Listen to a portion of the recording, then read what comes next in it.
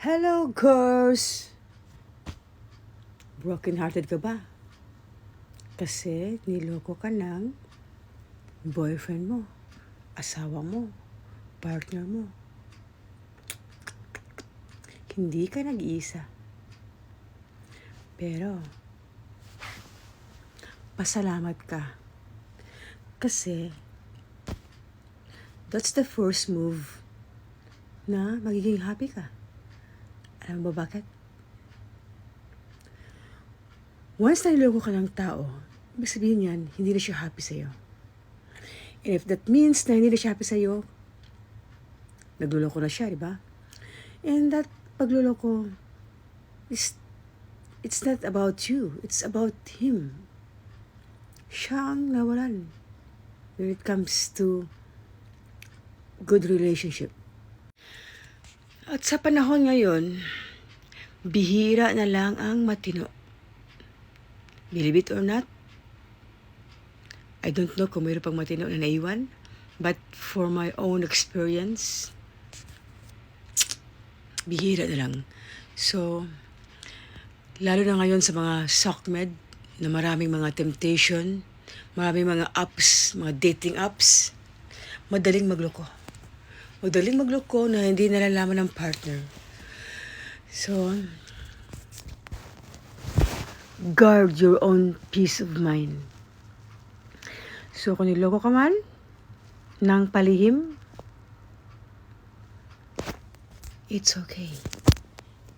It's okay kasi one day, karma will hunt them. Maybe not now, maybe tomorrow, or next year, or 10 years from now, karma will hit.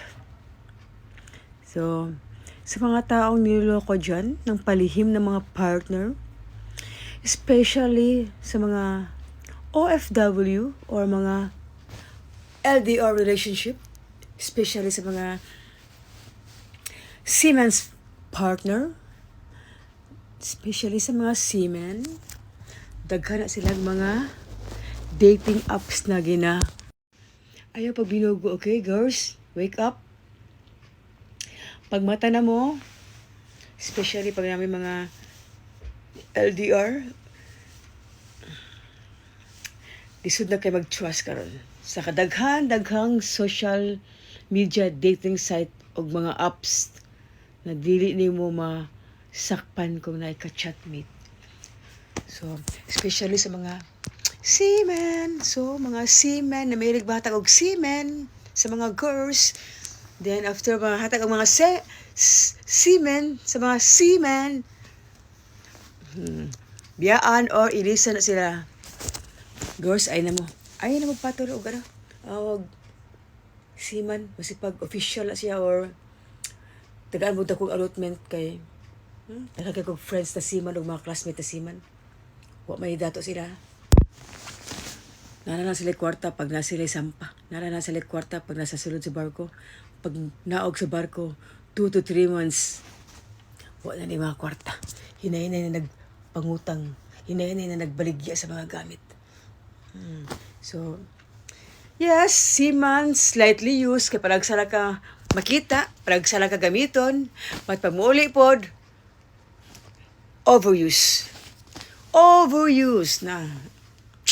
So, if I were you, mga girls, ay sayang ang time. At saka, way lami ang LDR relationship. Way lami. Lami na sa una. Video call. Pero, sa tinod lang, way lami. Mas lami yun ang partner na kauban na paminte. Always yung makita. Tapos, wala trust issue na naika-chatmate lain o wala. Girls, okay? To all the seamen there, ayaw mo kalain sa akong mga istorya kay that's my opinion based on my experience and not for my experience only. It's also based for some of my friends and other seamen's blog partner or other seamen's stories based on true to life story. Okay? So kung naigo, bullseye. Kung naapay nabilin nila na tarong, keep it up. Don't change kung tarong ka. Kung tarong ka ha, So, swerte mo hang partner. So, that's it. Mga bullshit. That's it. Bye.